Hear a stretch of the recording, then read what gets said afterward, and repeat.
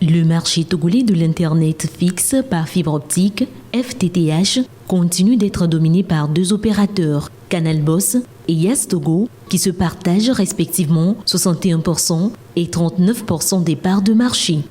Selon les dernières données publiées par l'ARCEP, en partenariat avec NPerf, Canal Boss confirme sa suprématie pour la deuxième année consécutive. L'analyse, menée entre avril 2024 et mars 2025, repose sur 5 indicateurs: débit descendant et montant, latence, navigation web et streaming. Canal Boss obtient un score global de 67 987 points contre 51 701 pour Yes Togo. Son débit descendant moyen atteint 35,08 mégabits par seconde contre 29,64 mégabits par seconde pour son concurrent. En débit montant, il affiche 8,08 mégabits par seconde contre 6,70 mégabits par seconde pour Yes Togo. Cependant, les performances globales de la fibre au Togo restent en deçà des attentes et loin des standards régionaux. Orange Côte d'Ivoire atteint 91,9 mégabits par seconde en débit descendant, ce qui le place en tête du classement régional. Canal Boss et Yes Togo n'arrivent qu'en 4e et 8e position sur 9 opérateurs évalués. Selon l'ARCEP, l'Internet mobile 4G dans le pays offrirait une meilleure qualité d'expérience que la fibre optique, censée être plus performante. Une situation confirmée par les utilisateurs confrontés à des coupures fréquentes et à une navigation ralentie, même avec un abonnement fibre. L'ARCEP appelle donc les opérateurs à revoir leurs priorités et à investir davantage pour améliorer un service devenu essentiel dans la vie quotidienne. 3 ans après l'adoption de la loi contre les violences sexuelles en milieu scolaire, le Togo affiche une fermeté sans équivoque. Le gouvernement ne se contente plus de simples avertissements. Désormais, il applique des sanctions, engage des poursuites judiciaires et organise des campagnes de sensibilisation à l'échelle nationale. En mars 2025, une affaire très médiatisée dans la région des Plateaux a marqué un tournant. Plus de 40 élèves ont été sanctionnés pour avoir mis enceinte des camarades de classe. La loi a frappé. Tous les auteurs ont été amenés à répondre de leurs actes, a affirmé Françoise Simala, responsable de la cellule genre au ministère de l'enseignement primaire et secondaire. La législation en vigueur prévoit des sanctions sévères pour la pédophilie. Les coupables peuvent écoper de 10 à 20 ans de prison, plus une amende de 25 à 50 millions de francs CFA. En ce qui concerne l'abus d'autorité, les peines vont de 1 à 5 ans de prison, assorties d'amendes importantes. Pour les grossesses provoquées sur les élèves, les coupables peuvent écoper de 1 à 5 ans de prison, jusqu'à 5 millions d'amendes, doublées en cas d'abus de pouvoir. Le viol est puni de 10 à 25 ans de prison, pouvant aller jusqu'à 30 ans si la victime est mineure. Le gouvernement mise aussi sur l'éducation. Une campagne nationale a récemment sensibilisé 30 000 élèves dans 14 préfectures avec un grand rassemblement à Lomé. L'objectif est d'informer les jeunes sur leurs droits et les conséquences juridiques des actes de violence sexuelle en milieu scolaire. Les autorités sanitaires tirent à nouveau la sonnette d'alarme face à la persistance de la malnutrition aiguë chez les enfants au Togo. En 2024, 11 831 cas ont été officiellement signalés, mettant en lumière une crise sanitaire qui continue d'affecter gravement certaines régions du pays, notamment le nord. En effet, la région des savanes demeure la plus touchée avec 5 630 enfants souffrant de malnutrition aiguë pris en charge cette année. Une situation qui a pour cause la vulnérabilité socio-économique des populations et des conditions climatiques difficiles qui entravent l'accès à une alimentation suffisante et équilibrée. En deuxième position vient la zone du Grand Lomé qui enregistre 1933 cas, suivi par la région maritime avec 1194 cas et Kara avec 1169 cas. À l'inverse, la région des Plateaux a recensé le moins de cas avec 847 enfants pris en charge en 2024. Par ailleurs, les prévisions pour 2025 sont préoccupantes. D'après les autorités sanitaires sanitaire, le nombre d'enfants à prendre en charge pourrait atteindre 12 387 à l'échelle nationale. Un changement notable se profile à l'horizon puisque le Grand Lomé étant appelé à devenir la zone la plus touchée avec 3118 cas attendus, surpassant ainsi les savanes dont le chiffre est estimé à 2707. Les prévisions indiquent également 2324 cas dans la région des plateaux, 2125 dans la région maritime et 2123 dans la région de la Kara, traduisant une répartition plus homogène de ce fléau désormais présent dans toutes les régions du pays. Face à cette crise silencieuse mais profondément impacte, le gouvernement appelle à une mobilisation accrue au-delà du secteur de la santé.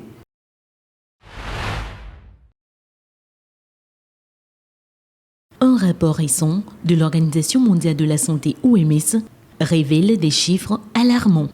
En 2021, environ 225 000 personnes ont perdu la vie sur les routes africaines. Ceci représente 620 décès par jour.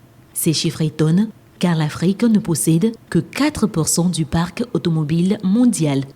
Plusieurs facteurs expliquent ces accidents et ces décès sur les routes en Afrique. D'abord, les routes africaines sont souvent étroites et mal entretenues. Elles manquent de marquage visible, de signalisation claire et de passage piéton. Ensuite, les véhicules en circulation posent souvent des problèmes.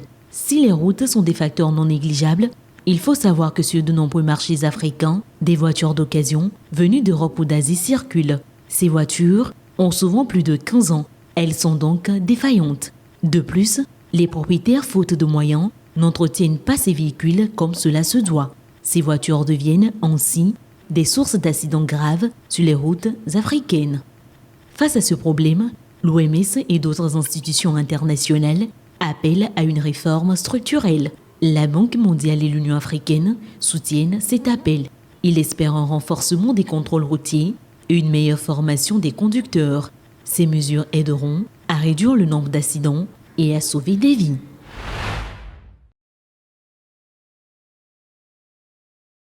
La première phase du 5e recensement national agricole a recensé 677 692 ménages agricoles sur l'ensemble du territoire, avec 85% concentrés en zone rurale.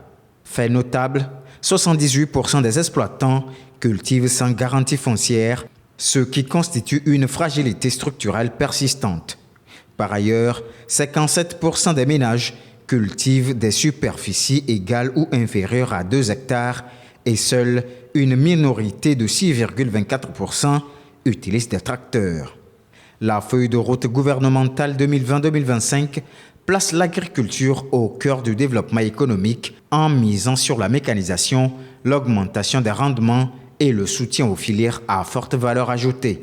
Parmi les initiatives phares, le projet de transformation agroalimentaire du Togo renforce les chaînes de valeur agricole en intégrant les infrastructures adaptées, notamment des routes rurales, pour faciliter l'écoulement des produits. Le Programme national d'investissement agricole, de sécurité alimentaire et nutritionnelle PNIAZAN a, quant à lui, permis une augmentation notable des produits de maïs, de riz et de manioc, réduisant ainsi la dépendance alimentaire et renforçant l'autosuffisance nationale.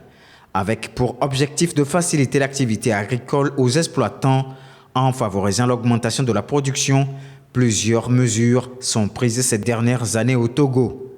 Il s'agit entre autres de la mise à disposition des lots de matériel agricole motorisé, composés de matériel de préparation de sol, d'entretien de culture et de récolte. L'acquisition fin 2023 de 500 tracteurs et accessoires, dont 80 ont été fournis et mis à la disposition des producteurs et l'exonération des taxes de douane sur le matériel et les équipements agricoles. Dans le cadre de la mécanisation de l'agriculture, il est prévu la construction de 6 centres de mécanisation agricole à travers le pays. Ils auront pour mission de découvrir les besoins de mécanisation dans les régions et de mettre à disposition des producteurs du matériel et équipements agricoles devant servir à préparer le sol, à entretenir les cultures, les récoltes et tâches post-récolte et bien d'autres.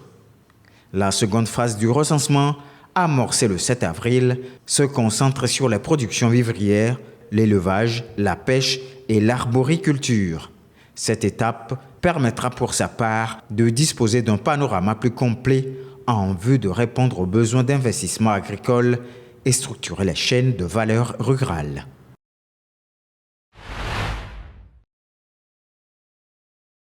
Au moins 51 personnes ont été tuées par des hommes armés lundi soir à Maïdougouri dans l'état du Plateau, au nord du Nigeria. Les faits sont rapportés par des habitants et Amnesty International. Des affrontements survenus 2 semaines auparavant dans une autre région de l'État avaient déjà fait des dizaines de morts. La semaine dernière, l'Agence nationale de gestion des urgences a déclaré que des hommes armés avaient tué au moins 52 personnes et provoqué le déplacement de près de 2000 autres. Ce bilan est celui de plusieurs jours d'attaques dans le Plateau. Cette région est réputée pour les violences entre agriculteurs et éleveurs de bétail. Ces derniers mois, la communauté a été confrontée à une série d'incidents violents. Au cours du seul mois dernier, au moins 10 personnes ont été tuées lors d'attaques séparées dans la région de Bassa. Des victimes étaient des agriculteurs en plein travaux, alors que d'autres étaient pris en embuscade sur les routes, selon des témoignages sur place. Récemment gracié, Moussa Dadis Camara a quitté discrètement la Guinée dimanche à bord d'un avion de la compagnie Royal Air Maroc, selon plusieurs sources concordantes. Aucune communication officielle n'a été faite à ce sujet, ni sur un éventuel retour au bercail.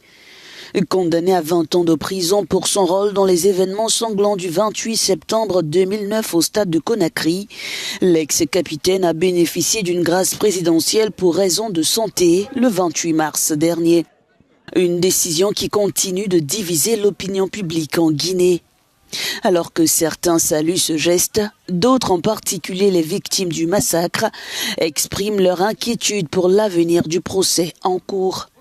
L'ONG Potalfi Bantal Fouta Djallon a vivement dénoncé cette mesure, appelant la CPI à se saisir de l'affaire.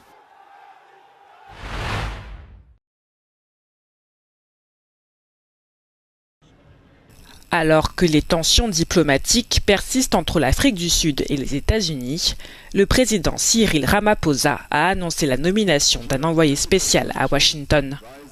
Msebisi Jonas, ex-numéro 2 du ministère des Finances, a été choisi pour cette mission. Il s'était illustré en 2015 en refusant un pot de vin de 600 millions de rands sud-africains proposé par la famille Gupta sous la présidence de Jacob Zuma. Il remplace Ebrahim Rassoul, récemment expulsé des États-Unis après des propos critiques sur l'administration de Donald Trump. Msebisi Jonas devra retisser les liens avec Washington, mis à mal par le conflit israélo-palestinien et la loi sud-africaine d'expropriation sans compensation, vivement dénoncée par le président Trump.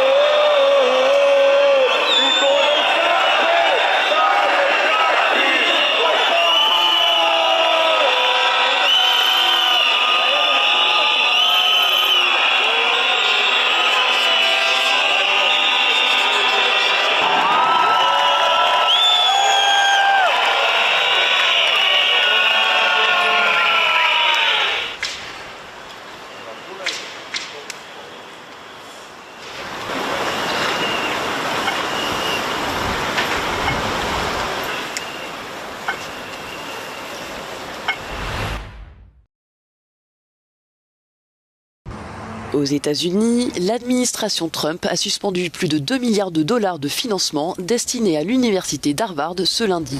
Cette décision intervient suite au refus de la prestigieuse faculté de réduire les mouvements activistes sur son campus, une exigence formulée par le gouvernement américain, l'accusant notamment d'avoir laissé l'antisémitisme prospérer lors de manifestations pro-palestiniennes. Le président d'Harvard, Alan Garber, a assuré que l'université n'abdiquerait ni à son indépendance ni à ses droits constitutionnels. En avril 2024 déjà, plus de 800 membres du corps enseignant avaient signé une lettre exhortant à s'opposer à ce qu'ils considèrent comme des attaques antidémocratiques de la part du gouvernement. L'administration Trump n'en est pas à sa première ingérence dans le secteur universitaire. Plusieurs facultés de l'Ivy League, qui regroupent 8 des plus anciens et influents établissements du pays, ont déjà accusé une suspension de leurs aides. Une mesure employée pour faire pression sur les gouvernances universitaires afin, entre autres, de mettre fin aux politiques visant à favoriser la diversité.